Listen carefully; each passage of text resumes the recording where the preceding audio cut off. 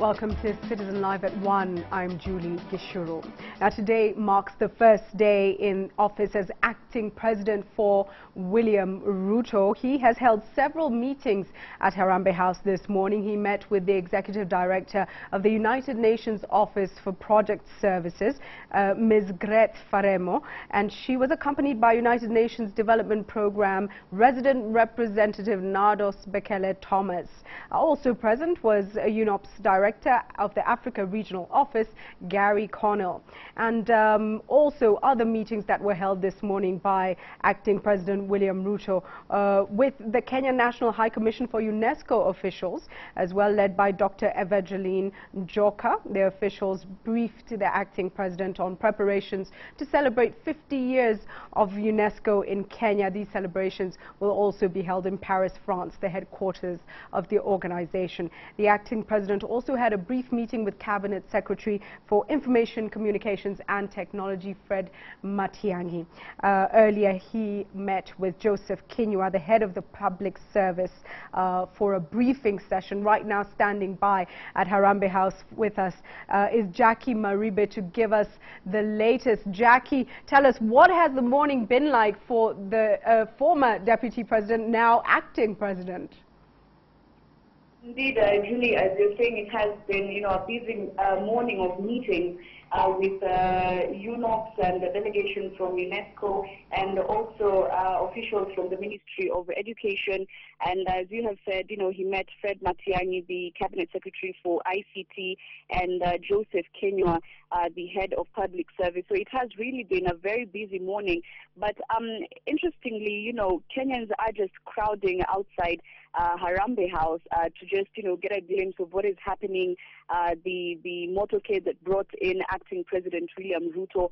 And interestingly enough, it's just right opposite Harambee House annex that houses the office of the Deputy President. So he's used to coming here almost on a daily basis for his meetings. But there is a lot of security around here because of the stature that he now holds in an acting capacity. So basically a lot of spectators just waiting to get a glimpse of him, whether he will come out anytime soon. They want to see the motorcade. They want to see how different this is and how it feels, Julie. A lot of curious onlookers there. This really was an unexpected move that was made yesterday. What's the mood with regard to the staff on duty in both offices? Indeed, it was quite unprecedented, but as would have been expected, there was a lot of preparation and thinking going into this and planning. And so we have seen a lot of the staff and security personnel that normally works at the office of the Deputy President cross over and go to the office of the President. We can see a lot of movement by the same security that normally deals with him. So it really isn't that quite big a change of guard or a change of procedure in as far as the normal operations will go. It's just that he now has a lot of added security, a lot of added personnel rather, that is dealing with him on a presidential basis, even in his acting capacity. Now, even despite him not operating from State House, the office of the president is being treated as such. It is quite busy. Security is very tight. Even just movement of traffic is being controlled so that people cannot quite literally hang around here and pose a security threat, so to speak. We have seen a lot of people also trying to cross over, trying to get inside, I don't know whether it's excitement or what it is, but people are trying to also get inside and, people talking at the top of their voices. We will be able to show you this in our subsequent bulletins, trying to get the attention of anyone who will hear them and anyone who will listen to, their views on the difference that is now, William Ruto being acting president. So it is quite an interesting day, even for people who are, not quite working, but have stood here for hours since morning when we were here, just waiting to see how different this will be. A man that is Deputy President, now the acting president and head of government, Julie. Thank you so much for that, Jackie. Certainly an unprecedented move, and we look forward to seeing what exactly people are saying out there, as you said, in our later bulletins. Now, Uhuru Kenyatta has this morning flown out of the country to attend a status conference hearing Wednesday at the Hague-based International Criminal Court. The president, who yesterday temporarily handed over power to his deputy, William Ruto, will be attending the hearing as a private citizen.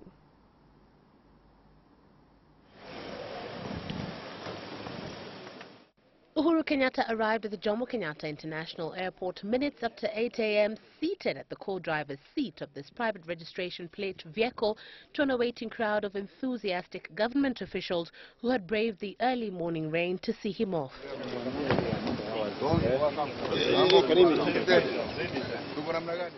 Uhuru, who temporarily handed over his title as Kenya's president to his deputy William Ruto, walking into the airport in a continued public display of his new stature as a private citizen. He travelled light for his trip to The Hague, with only his wife Margaret and daughter Ngina by his side and a few bodyguards as compared to his regular security detail. Even seating at the regular VIP lounge as compared to his usual presidential lounge. He didn't seem to mind it, though. Several leaders have also accompanied Uhuru, who is attending a status conference hearing Wednesday at the Hague-based International Criminal Court. Evelyn Ombwe, Citizen Live at 1. Well, Uhuru Kenyatta is expected to arrive at The Hague early in the evening today. It remains to be seen just what kind of protocol will be accorded to Kenyatta, who temporarily handed over office yesterday to attend the ICC status conference as a private citizen. Our reporters are of course at The Hague. Hussein Mohammed is there, Francis Gashuri as well, and they're going to join us in just a short while to give us an update. I'm told we may have them on the line.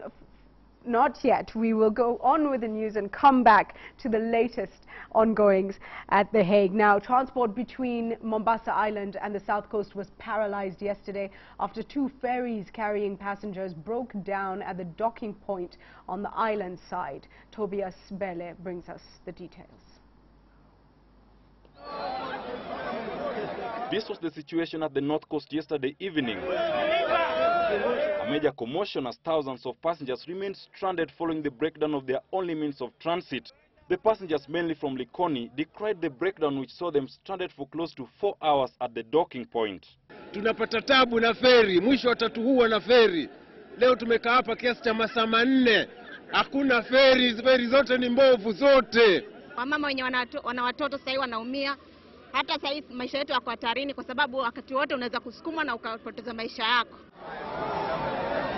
Our efforts to get comments from the management of Kenya Ferry Services Limited failed, but most of the residents complained about the frequent breakdown of the ferries. They blamed the management and area leaders for failing to sustainably resolve the problem. Likoni is a high populated area ambapo sisi tunapoangalia zile hata pesa wanapata hapa tax ni pesa nyingi sana. Hizo pesa zifanye kazi ile ya kwamba sisi kama wananchi tusaidiwe, kwa sababu kama sisi tutaumia hivi, wengine wetu tulitoka asubuhi kama saa 10 asubuhi kwa nyumba, ndio ile tunaenda karibu saa 4. Nimekaa feri zaidi ya miaka 6 na si mara ya kwanza kuona mkomo wa feri. Kwa hivyo chenye kilioko ni watu wa Kenya Ferry, yaonekana watu wa ferry halibu mshahara kuni yao wa kuwatosheleza. Hapa Likoni ferry si mende wanavuka hapa kila siku. Hapa ni binadamu wanavukanga hapa. Waheshimiwa pesa wanamaliza kwa referendum. Tunasikitika, watu wa Likoni hatuna watu waheshimiwa kutuangalia. Transport between North Coast and South Coast is totally dependent on ferries. There are currently 4 ferries serving the region. This means that in the event of any breakdown, thousands of passengers who rely on this means to facilitate their businesses will suffer greatly. Tobias Bele for Citizen Live at 1. So the question we're asking Kenya Ferry Services, what is going on? What kind of service is this you're providing? And the answers really should be provided to the people. Now, as we mentioned, Uhuru Kenyatta is expected to arrive at The Hague later this afternoon, early evening, 4 p.m. around there, we are told. Our senior reporter Francis Gashuri is standing by at the Dutch city, and he joins us now. Francis, do give us the latest. I would imagine we have a lot of people arriving from this morning, and there must be activity. The place must be a buzz. What's the latest from there? Thank you very much, and a good afternoon to you, Julie. It's about 1 o'clock here at The Hague. That's about 1:45 in Kenya. And Mr. Uhuru Kenyatta left Nairobi this morning and is expected here at The Hague at about 4 o'clock Hague time. That's about 5 p.m. Kenyan time. And that is what is the news today here at The Hague. His arrival, how he'll be received, who will be receiving him, and whether he will get VIP treatment now that he's coming in his individual capacity as a person who is coming to the International Criminal Court to handle his personal business, not a state visit, not as the President of the Republic of Kenya. And of course, after the statement that he made in Parliament yesterday, the Dutch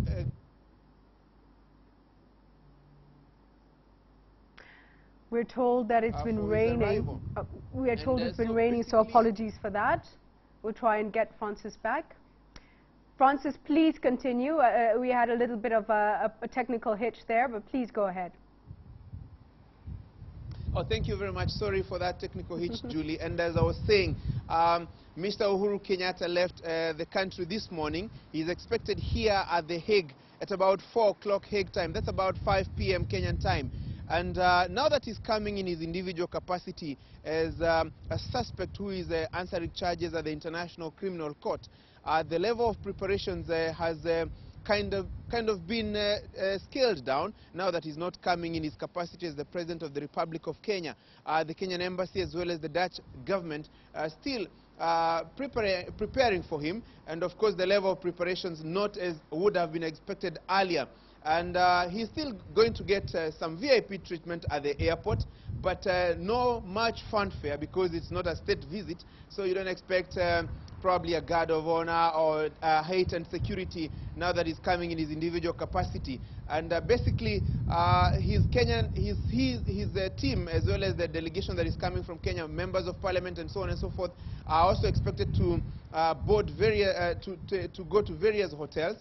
And earlier on, we talked to Kenyan ambassador to the Netherlands, Makena Mushiri, and she's saying that after yesterday's statement by the president, they have had to rethink the strategy and the preparations. And here is just a sneak preview of what she had to tell us in relation to the preparations they have for Mr. Uhuru Kenyatta. Well, at the airport, the government has offered to give him VIP, the use of the VIP lounge for himself and his family and close members of his, the security and aides. And we will meet him there. They will also give us a senior official to meet him at the airport, and this is they have offered themselves, as well as the movement on the road.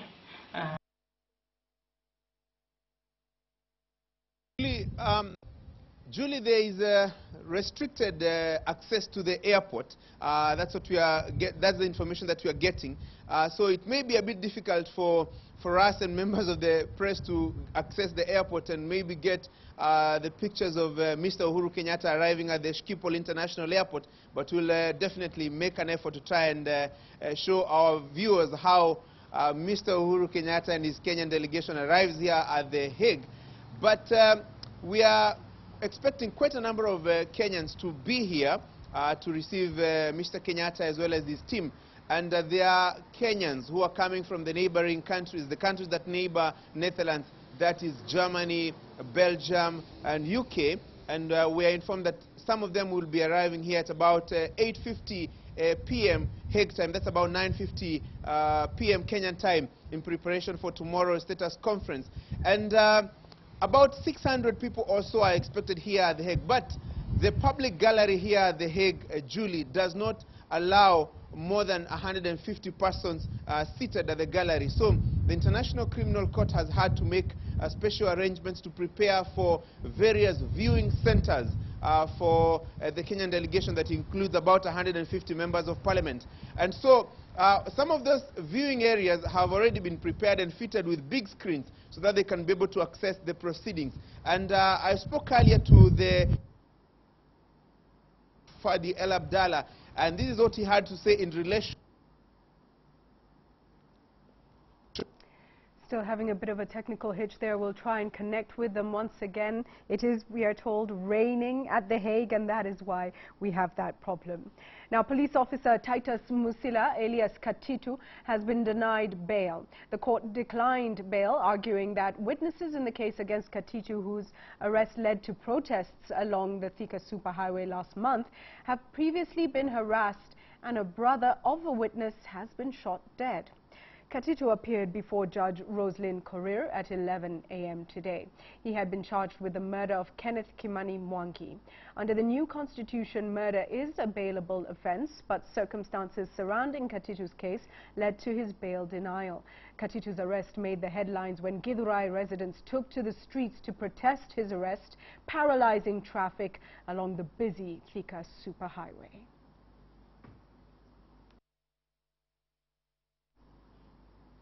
An armed gang stole more than 7 million shillings belonging to a tea estate in Nyamira County. Police said the money that was meant to pay workers was being transported to Kipkebe Tea Factory when the gangsters struck. Tom Wanjala tells us more. Workers from Makura Tea Estate could go without this month's salary after gangsters ambushed a team transporting 7.4 million shillings to pay staff. The cash was being escorted to Kipkebe Tea Factory by 2 administration police officers. This is a report of robbery incident which occurred at Gitaru Tea Estate yesterday at 1300 hours, whereby 4 armed thugs cornered 1 police officer. They managed to rob him his G3 rifle. A source said that a group of 5 armed men approached the administration police officers before overpowering them and speeding off. Watu kama zizi tunakuta tunafanya biashara hapa, imeleta balaa sana. Watu wamekuwa na uoga, hatujafanya kazi, tunatoka mbali tunakuja hapa. Hao watu wa mashambani ndio wanatusaidia, wanalipwa pia wananunua kwetu. Our efforts to talk to the management did not bear fruit as our crew was denied entry into the factory. Police are investigating the theft. Tom Wanjala for Citizen Live at 1. Well, following a story that was aired on Citizen TV on the problem of Jigger infestation in Samburu County, the Hadi Kenya Trust, KCB Foundation, the Kenya Red Cross Society and Samburu County Government have pledged to support school children in Samburu to tackle the menace. Safi Godana tells us more. Help has finally arrived for these Jigger-infested children in Samburu County. Their feet were washed with clean water and later medicated at an exercise sponsored by the Hadi Kenya Trust and other stakeholders. Many of these children come from the outskirts of Samburu town. And I want to start with the... For years they walked barefoot, exposing themselves to jiggers. But now they have a reason to smile after each of them received a pair of rubber shoes. Their Hadi Kenya CEO, Dr. Stanley Kamau, presided over the donation of shoes to various heads of schools for distribution to students. Kamau urged all the county leaders to step up their efforts in fighting the jigger menace. And it's a very, very big shame to see any leadership or anybody denying the existence not only of the jigger issues but also of hunger in any communities. So I think it's the best time that the leadership, community members and all other organizations, people, well-wishers to come out and highlight these issues without denial. The Kenya Red Cross Society has already started an exercise of fumigating jigger-infested homesteads. Nataka kushukuru kwa sababu immediately after the news aired, waliweza kuja kunipigia simu na ndiposa siku ya leo tuko hapa. It's a very expensive exercise, as I said again. Kwa hivyo we need more partners. The KCB Foundation has pledged to buy specialized equipment and also train the local health services providers on how to deal with the Jigger menace in Samburu County. Na hizi ningetaka kuambia walimu, mtasidia watoto. Safi Godana, Citizen Live at 1. Sasa Power of the media there in ensuring that there is positive change in society. Good to see people responding to that story and a change for the people, especially the students in schools. We go now back to The Hague, where Francis Kashuri, who was updating us on the situation on the ground, is able to continue with that update. Francis, please go ahead. Thank you, Julie. Sorry, the technical hitch. It's terribly windy here. It's been raining. And anybody who does not have enough kilos risks being swept away by the winds. But I'm glad I have a few of the kilos, so I'm stable. As I was telling you, Julie, the public gallery can only accommodate 150 members of the public. And so what the International Criminal Court has done, it has set aside special rooms for viewing so that the Kenyan delegation that is expected to hit about 600 can be comfortably accommodated. And earlier on I spoke to the spokesman of the International Criminal Court, Fadi El Abdallah, on the preparations they have made for what is expected to be an influx of Kenyans and how they are going to receive them to ensure that they are comfortable and they are able to follow the proceedings as Mr. Uhuru Kenyatta attends the status conference as directed by the trial chamber. Have a look. Well, first, it's important to say that, as you know, the ICC proceedings are broadcasted on the ICC website. And so a lot of people can actually follow the proceedings from outside the building. Now, for the people who wish to visit the building on this day, the ICC public galleries has a limited capacity of 150 seats. And in addition to that, we have a specific center dedicated to the media where they can actually work while also following the proceedings. We are also looking at the possibility of having other viewing rooms within these buildings where people can also follow this matter. And we are working closely with the Kenyan embassy in the Netherlands to ensure that all our visitors will be actually welcomed to the maximum of our possibilities. There you in go, the best Julie. way. Remember last time when the Kenyan members of parliament were here, there was an altercation between them and the Dutch security officers because quite a number of them wanted to mill around the International Criminal Court building, and that is not allowed. In case the Kenyan delegation, that is members of parliament and Kenyans living in diaspora, want to demonstrate or to make any statement or to protest in relation to any issue that they may have with the International Criminal Court, they are not allowed to do so outside the court. What they are supposed to do, they are supposed to go, if you can see on my far right, there is a demonstration square there where the Dutch government has designated for anybody who has anything to do with a protest or a demonstration against the International Criminal Court. That is the designated demonstration area, and that is to avoid disrupting the normal flow of traffic and any other situation here. So basically that's all for now, Julie. We'll be trying to see whether we can be able to catch up with the Kenyan delegation that is coming this afternoon, that includes Mr. Uhuru Kenyatta and his family, and definitely we'll be able to update our viewers on how he will be received. Back to you, Julie, before the wind sweeps me away. Before it blows you away. Well, we hope it doesn't. Thank you very much for that, Francis. Very interesting to hear that they have indeed at the ICC tried to accommodate the large numbers of people coming in and are setting up screens so that they can follow the proceedings. And also we are told there is an organized demonstration area in case you want to demonstrate, all very orderly at The Hague, it seems.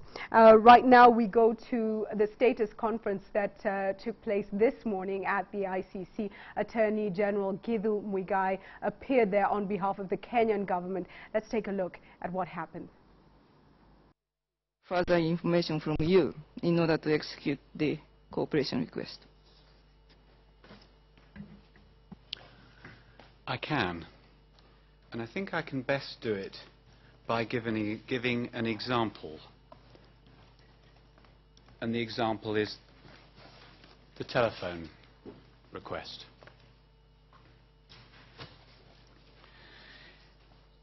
In the course of gathering information, 2 prosecution witnesses and a number of other people to whom the prosecution has spoken or from whom we have been provided with statements have suggested that at relevant times Mr. Kenyatta had a particular telephone number which ended in the numbers 891. In cooperation with the defence, we have caused inquiries to be made into the records relating to that number, and we have received some.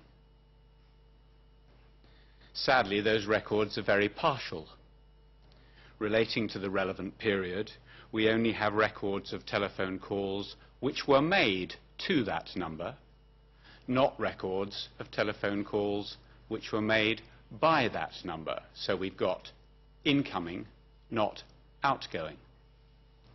Furthermore, over the period of December 2007 and January 2008, that telephone number, if it was Mr. Kenyatta's, as we are informed it was only in contact with 5 other numbers. Thus, we confidently assume that the records we have do not represent the entirety of Mr. Kenyatta's telephone contacts at that time. We don't have access to any other number which is said to have been Mr. Kenyatta's at the time, and therefore we are not in a position to give the Attorney General what he says he wants, because we don't have that information. It is indeed the information which we are seeking from the Kenyan government. We suggest that the idea that the Kenyan government doesn't have records of telephones being used by cabinet ministers, as Mr. Kenyatta was at the relevant time, is an unrealistic one, and that if they were to do a diligent and proper search in their own records, they would come up with the numbers which were being used. And if they did that diligent and proper search, they would then be able to provide those numbers to us and to the telephone service providers, and there would be at least the hope that we would receive the same kind of records as those which we have received in respect of the 891 number to which I have referred. But it is simply a circular argument for the Attorney General to say, I can only give you the records if you give me the telephone numbers, because it's the telephone numbers which we are asking for. He knows that that is material which we say the Kenyan government must have, and which we're asking them to provide to us as a springboard for other material. That is an answer in respect of just one of the 8 heads of inquiries that we have made. But I hope that it illuminates all 8.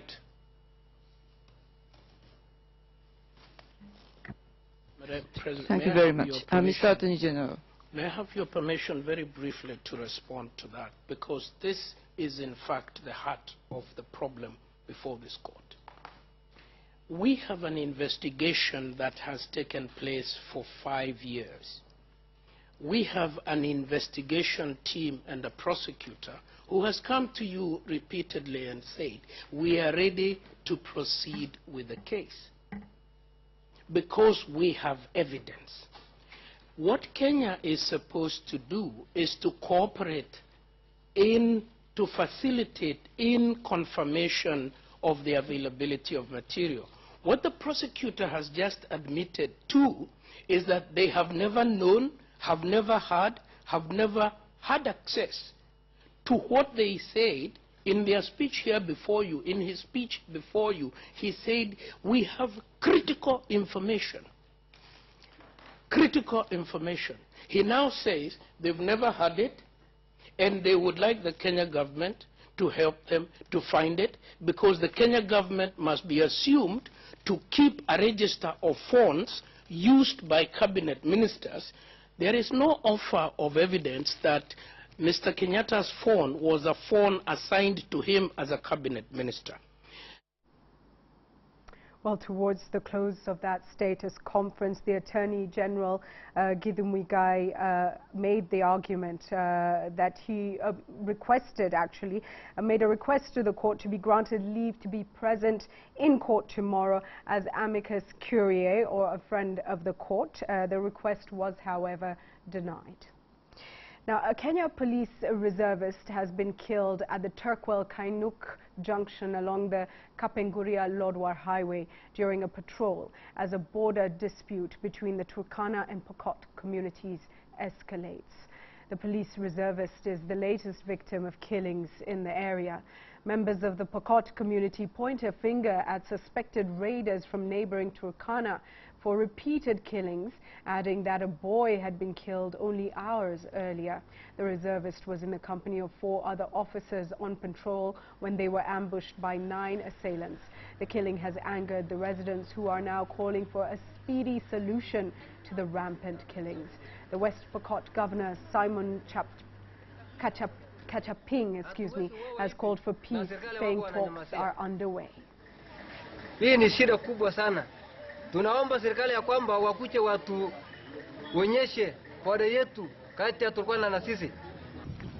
Hii insecurity ya mipaka zetu lazima iishe, na tuko tunaongea na viongozi ya Turkana wa karibu sana, na karibuni tutatangaza kwamba tutakutana. Tunataka wale wako wapate amani, hizi miradi kama ya irrigation ipate wale na kuwe na maendeleo. Well, we're taking a break now, but we come back to business news. Don't go away.